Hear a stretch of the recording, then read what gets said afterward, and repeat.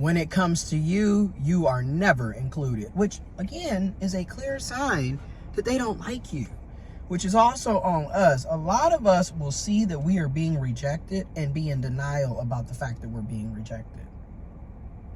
Because in many ways, this dude was rejecting me every step of the way. And I refused to acknowledge that I was being rejected. And granted, it also wasn't clear. Because what a lot of cis males do is they're passive aggressive, even though they're supposed to be alpha, but yet they're never going to directly communicate. So they're never going to straight up say, hey, you're nice and all, but I'm not trying to date you. I'm not trying to be in a relationship with you. Or I'm talking to other people. They're never going to do that. Well, some of them, let me stop. Some of them are never going to do that. And those are the ones you want to stay away from. Those are the ones that you want to recognize that that's a fuck boy. Like, fuck nigga free. I've been fuck nigga free for 13 weeks. Okay? That's what you call a fuck nigga.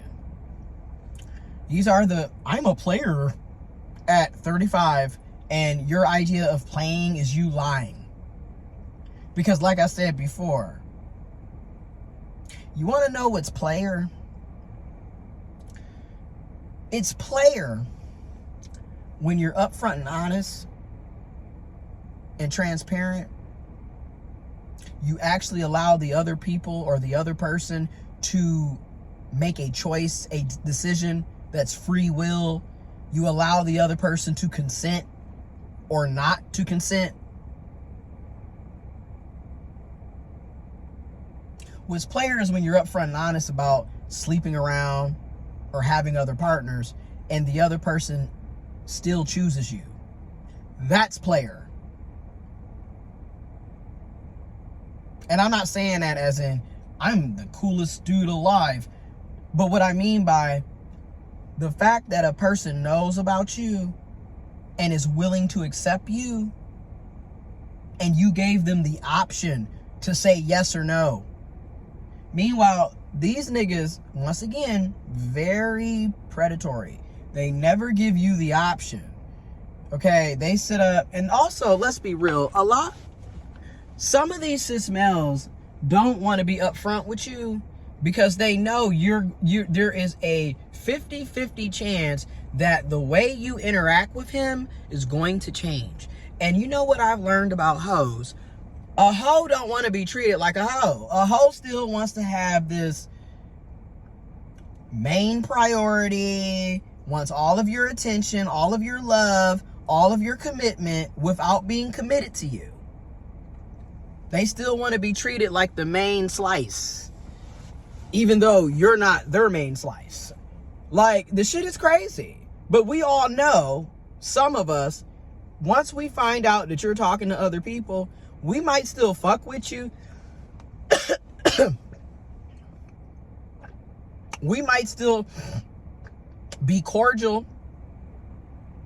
But some of us obviously are not going to keep applying the same pressure, right? Because had I known what he was doing the entire time, mind you, I was upfront about being ethically non-monogamous. So it made no sense that, he was lying about having other partners. It didn't make any sense. But it also didn't make any sense for me to be faithful and monogamous to somebody that wasn't doing it for me. And then also, I'm non-monogamous, which brings me to this.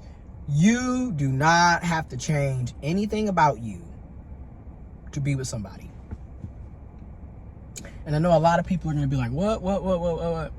Within reason. Like, obviously, if it's toxic and dysfunctional and the general consensus of the public also would acknowledge that that's toxic and dysfunctional behavior, then yeah, you probably need to make some changes. But what I mean by is, if you know that you're non-monogamous, you should not be changing that for somebody that's monogamous. And if you know that you're monogamous, you should not be changing that for somebody that's non-monogamous. And that right there should also be the red flag. Y'all are not compatible. Go on about your life. Stop trying to fit shit in that doesn't deserve to be fit in. But then also, you got motherfuckers lying about being monogamous and relationship oriented. And maybe they are, just not with you. Is that also the ongoing lesson that I keep learning? Is the with you is often silent. You know what I'm saying? Very silent. Once again, they're not direct about things.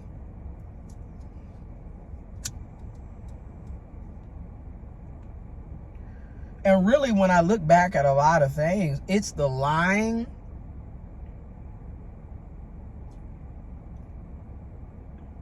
and not being honest and truthful that hurts the most. Because once again, I was upfront with you the entire time. I expected the same from another grown man.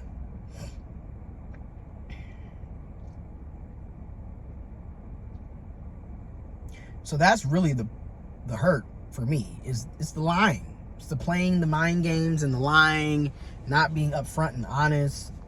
It's the principle of things. Like, I am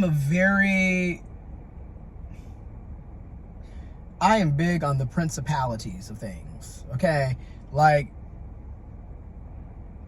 and that's just it. If you're lying, I can't trust anything that you're saying or doing.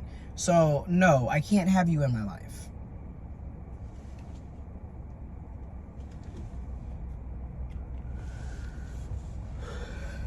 Sorry, but that's not how I roll.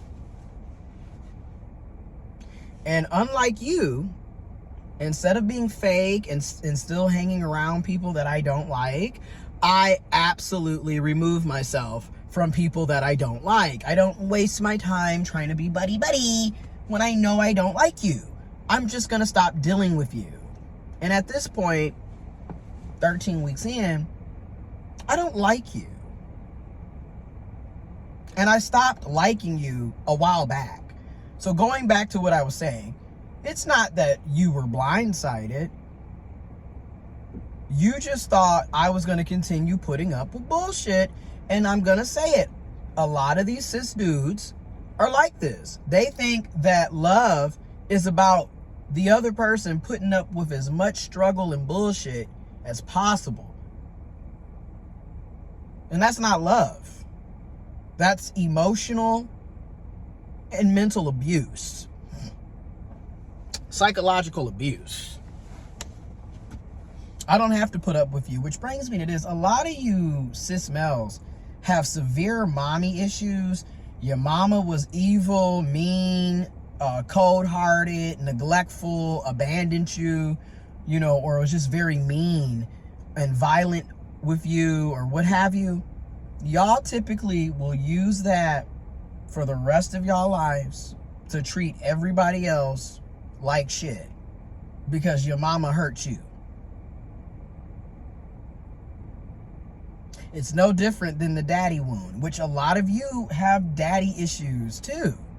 Which is why I used to get so perplexed with men telling women, well, you got daddy issues. Nigga, you have daddy issues. You also don't have a father, which is why a lot of you act the way you act. And it can show, I hate to say it. No, I don't. I'm gonna be real. Like I said, I'm gonna be real. You can tell when somebody didn't have a positive male role model in their life.